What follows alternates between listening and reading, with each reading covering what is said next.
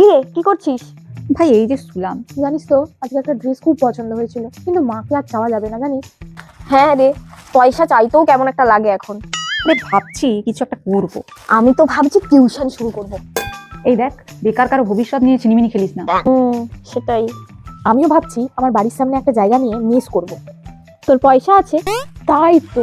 শোন না, আগে পার্ট টাইম কিছু জব করি বুঝলি, তারপর পয়সা দিয়ে 3জন শেয়ারে একটা মেস খুলবো। শোন না, ছাগল চাষে বিরাট লাভ শুনেছি।